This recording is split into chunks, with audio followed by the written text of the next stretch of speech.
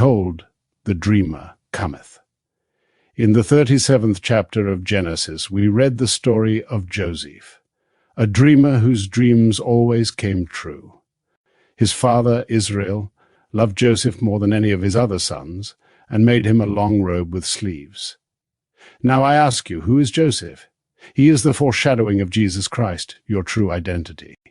Historical evidence for Jesus, the man, is non-existent. Yet he is the only reality and the true identity of every child born of woman. When you say within yourself, I am, that is Jesus Christ, he who is dreaming this whole vast world into being. One day you will understand this truth, for real are the dreams of gods and smoothly pass their pleasure in the long immortal dream. Your thoughts are your dreams, which weave your world into being and sustain it. You and I are inserted into the dream. 'Tis we who, lost in stormy visions, fight with phantoms and unprofitable strife, and we will continue the dream until we awaken to discover that we are the dreamer, who is God himself. This is not an idle dream, but one designed for the divine purpose of extending imagination's creative power. Expanding by entering his dream, God appears as you and I, and he is going to awaken from his dream. And because there is only God, although we number into the billions, we will all be resolved into the one Lord God Jehovah, who is Jesus Christ. Now Joseph could dream and interpret the dreams of others, regardless of their complexities. Certain dreams are simple and need no interpretation, but most of our dreams are symbolic, and few understand the language of symbolism. Joseph understood and interpreted the dream of the sheaves, as well as his dream of the sun, the moon and 11 stars bowing before him. When his father heard the dream, he said, "What is this dream? Shall I and your mother and brothers bow down to you?" He didn't criticize him, but set these things in his heart. Now in the state of Moses, the name Joseph is changed to Joshua, which is the Hebraic form of the anglicized word Jesus or Jehovah saves. So here we find Joseph the dreamer becoming Jesus the Savior by awakening from the dream he dreamed, interpreted, and fulfilled. Right now you think this room is real, and tonight you might have a dream, and if you're lucky, remember it as a dream but not as reality. Well, if to dream is to dwell in unreality, not knowing it as such, what is life but one uninterrupted dream? Until you have certain experiences, you will no doubt question my sanity, but when you have them, you will know that this which seems real is no less a dream than the dream of the night. Travel with me in your mind as we read the morning paper. On the first page we read of an air crash, a war, a hold-up, a murder and embezzlement. Turn the page to the social column, see the pictures of the bride and groom, and read all about their wedding and the guests attending. Another page lists the deaths. And finally we turn to the financial page, which tells us who is making money and who is losing it. Isn't that disjointed? Lost in the reading? We have traveled from violence to a wedding, to gossip, deaths, and finance. All written by 10 or 12 men who are sound asleep and dreaming their columns into being, while you, and the millions who read the paper, will see the outpicturing of all that you thought during the reading. How do I know this? Because I have awakened from the dream of life. I know that God laid himself down within me, to sleep, to dream that he is I, for when he awoke, I was he. How do I know that I am he? Because his only begotten son, David, called me father. While I remain in this body of blood and flesh, I must abide by its restrictions and limitations, yet remembering it is a dream, I can change it. If this world is reality, I cannot change it. But if I am its reality, I can change my world relative to myself. I can imagine a desire fulfilled and watch it come to pass in my outer world. But first I had to know it was a dream. This I do know, for he who is in the depth of my own being said to me, I laid myself down within you to sleep, and as I slept I dreamed a dream. I dreamed that I am you. Yes, he dreamed that he is I, for he awoke and he was I. A few months later he revealed his mystery to me by bringing his son David to call me father. Through an innate wisdom I knew he wasn't just a boy who called me father, but the David of biblical fame who is God's only son. When God awakes within you, he is the same God who awoke within me. There aren't two gods, you and I are really one. Although there appears to be billions of us here, we are all one being, one God acting out this play to expand our creative power and wisdom. A very dear friend of mine is in the audience tonight. I am so thrilled for him and for anyone who comes and has such an experience and shares it with me. This is his experience. While in his living room watching TV, he felt drowsy, closed his eyes, and allowed himself to fall asleep. Remembering he was watching TV, he finds himself driving his car with his wife at his side. Feeling a sense of impending disaster, as his wife grabbed the wheel, he awoke in the dream, and succeeded in getting control of the wheel again. Up ahead he saw a man he recognized as a great actor, and suddenly remembering where he was when the dream began, he inwardly proclaimed, "I am." At that moment he awoke seated on his chair facing the TV. Then he said, "Since this is the first time I awoke in a dream to know who I am and where I am, I can't help but be pleased with myself." Well, he should be. All of these experiences are little breakages to the brain that bind us to the dream, which means that he is on the verge of awakening from this dream of life. Unnumbered times I have sat in my chair and found myself slipping into what reason tells me I should not see. I have stepped into that world, it closes around me and becomes just as real as this. I am in a terrestrial world, talking to people who are just as solid and real as you are and I am. Awake, I am aware of where I was when I entered this section of time, and I also know that there is no road to take me back to the year and place I left. You see, all things are taking place now. Eternity exists, and all things in eternity independent of creation, which was an act of mercy. Entering a certain section of the dream, we animate it and become aware of that which already is. The past has not ceased to be. It is taking place as it took place, and still takes place when anyone enters that section of time. The same is true with the future. The year 1969 finds us standing on the moon. It always has been so. The world is, and we are placed upon this little space called Earth to learn to bear the beams of love, for God is infinite love. I know, for I stood in his presence, then came down and entered a spectre in order to learn to love and take on substance. Not long ago I was in another section of time instructing a group of maybe a dozen men all seated around me. In the center with me was a spectrum, a shadow of a man. I could move him about and do with him as I willed. Then I said to him, "Go and love. To the degree that you love, you will acquire substance. Only then can you take part in the drama and awake with life in yourself." What I said to those men, I say to you now. At the present time, you are only an animated being, not a life-giving spirit. One day you will acquire substance, acquire love. Then you will become one with life in yourself, knowing that all things were made through the creative act of love, the act of mercy, and without it was not anything made. As life-giving spirits, we all return to the one being as that one being, yet retaining our own identity. We will never lose our identity, but rather we will grow ever greater individualization. While in San Francisco, a chap who attended my meetings there told me a story. One hot summer's day, he stopped in a bar for an ice-cold beer. Taking the only unoccupied seat at the bar, he was soon visiting with the man sitting next to him who told him this story. The strangest thing happened to me years ago, and it haunts me still. I was wounded during the Korean War and shipped to a hospital in Japan. While lying on that bed in the hospital, and knowing I am an American, I felt the room fade from my view, and suddenly I am in Europe, dancing with a lady who is dressed, like all the other ladies there, in hoop skirts. Knowing who I am, I said to my dancing partner, "You know, this is a dream."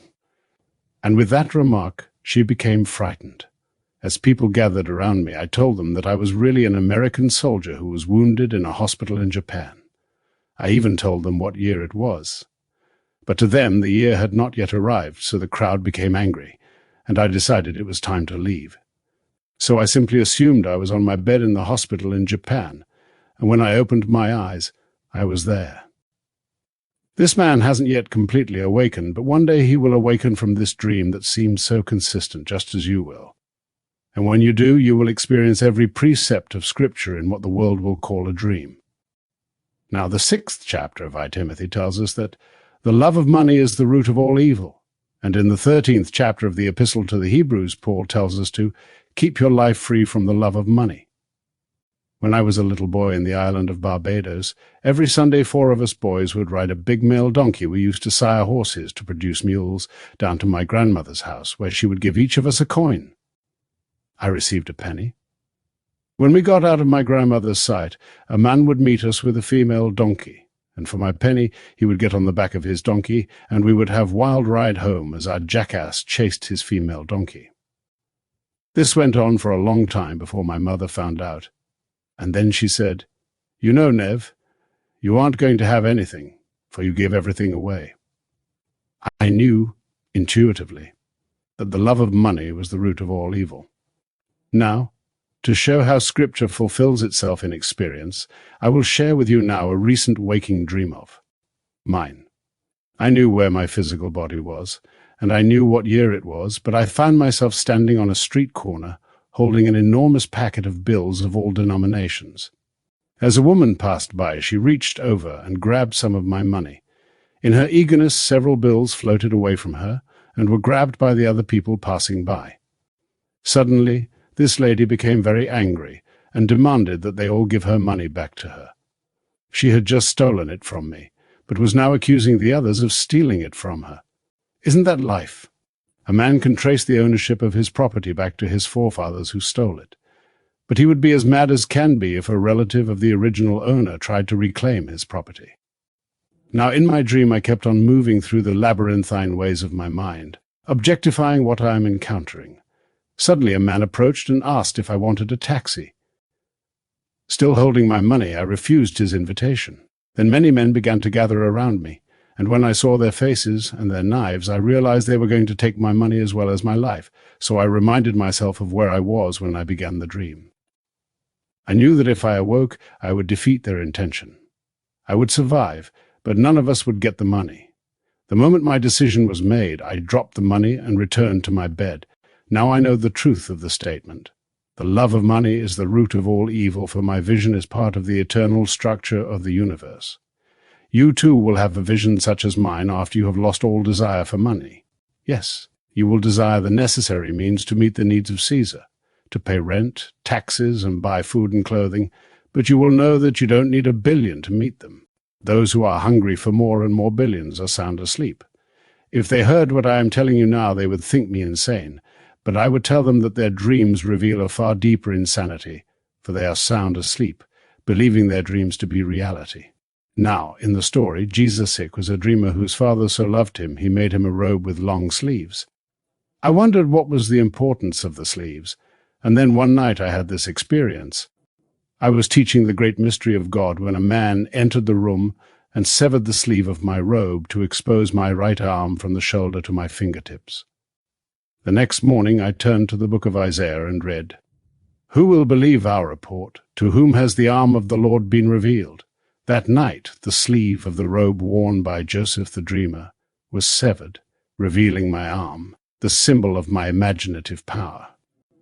I know now that I, all imaginative power, have awakened from the dream. I know that is what you are also. I am trying to convince you of this and ask you to test yourselves. If this world is real, you can't change it, for you cannot change reality, but you can change a dream. Feel the changes have now come upon you. Immerse yourself in that feeling and sustain it. If this is a dream, that which you are feeling will produce objective facts for others to see as real. But you will remember its origin was a dream. Once it becomes objective and real, don't get lost in the dream, for like all dreams, it will fade away. Everything comes into being, waxes, wanes, and vanishes. A tree may be 8,000 years old, but it will eventually die. The stars are melting away because they are the dreams of the gods, and real are the dreams of gods, and smoothly pass their pleasure in a long immortal dream. Imagination, gods, brought the world into being, and sustains it while this grand experiment is taking place. We are those gods, called sons, who collectively form God the Father. No child is born that is not clothing a son of God, as told us in the 32nd chapter of the book of Deuteronomy. He has put bounds to the people according to the number of the sons of God. A child could not breathe without God's entrance as his breath. God himself enters death's door, the human skull, and lays down in the grave of man in visions of eternity, until he awakes and sees the linen clothes lying there, that the females wove for him at the gate of his father's house. When I entered this garment, that my mother, a female, wove for me, God, whose name is I Am, entered with me and began his dream. My mother called me Neville, and as time went by, I began to claim that I am Neville. Then one day we became one new being. for the I who entered the garment named Neville awoke to discover I am God. Then to prove to myself that I truly am he, God's Son appeared before me and called me Father. Now, restrained by the body that I wear, I am limited and weak. But when I take it off and the world calls me dead, I will return to the one being out of which I came. For I came out from the Father and came into the world. Again, I am leaving the world and returning to the Father. If you know that you are God the Father, you will know that it does not matter what the world dreams. No matter how horrible the dream may appear to be, the dreamer is untouched by his dream. He who dreamed he was Stalin and murdered millions is untouched by his dream, and in the end will discover that all things work towards God's awakening. The plea in the 44th Psalm, rouse thyself. Why sleepest thou, O Lord? Awake. Do not cast us off forever is directed to God, the God in everyone who is struggling to awaken. He is waking in my friend Bill, who had the experience of driving his car, knowing he was seated in his living room. These kinds of experiences break the threads that bind one to his dream, and as these threads begin to break, he awakes within his own skull, for that is where the drama takes place. Now in the story, when Joseph joined his brothers, they said to one another, "Let us kill him." But his brother Judah pleaded for his life, saying, "No, he is our flesh and blood. Do not let his blood be upon us. Let us sell him into slavery." So they stripped him of his robe and threw him into a pit. Then a caravan, on its way to Egypt carrying gold, incense, and myrrh, the same things the kings brought to the Christ child at his birth, agreed to buy him, and Joseph was taken into Egypt, where he rose to the power of Pharaoh. Joseph then saved civilization from starvation. And when the brothers were sorry for what they had done, Joseph said, "You meant evil against me, but God meant it for good." Then his name was changed from Joseph to Joshua, which means Jesus. Remember, Scripture unfolds within you. The dreamer in you has been thrown into a pit. Now, in the 40th Psalm, which is so often used in the New Testament concerning Jesus, the second verse reads, "They raised me up from the pit, out of the miry bog, and placed my feet upon the rock, making my steps secure." The word mire is defined as spongy earth. Can you think of anything that better describes the human brain? And man is called the earth, for the word Adam means red earth. So the dreamer is taken out of the pit, the skull where he has been locked in, by awakening from his dream and being born from above. You must experience two births, a physical one and a spiritual one. You are spiritually born through the awakening and resurrection of Jesus Christ from the dead.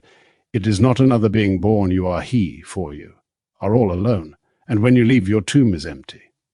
The New Testament is all about the dreamer in you who awakens as Jesus Christ, and everything said of him is true. His history is divine, not secular. You will never find any evidence of an historical Christ here on earth. Bishop Pike went looking, yet never found who Christ really is. The Pope, as well as the leaders of all Christian religions, have millions of people looking to them as guides. Yet they're all blind leaders of the blind. The historical evidence of Christ as a man is non-existent, yet he is the only reality and the true identity of every child born of woman. You are Jesus Christ, sleeping, dreaming horrible dreams mixed with lovely ones. But in the end, you will awaken from the dream to know you are Jesus Christ. You will then remain a little while to tell your experiences to those who are willing to be disillusioned and will allow their false ideas of the past to fall away. Then you will leave this little shadow that walks across the earth to enter eternity as God. What I have told you will live in your minds. Hold fast to the visions I have shared with you, for in time my word will take root and grow within you. Then this wonderful story will erupt in you, and you will know you too are Jesus Christ. And because there is only one Jesus Christ and only one Son, when God's Son calls you Father, you and I are one. That is the fantastic mystery. How we, retaining our individuality, are one. Now let us go into the silence.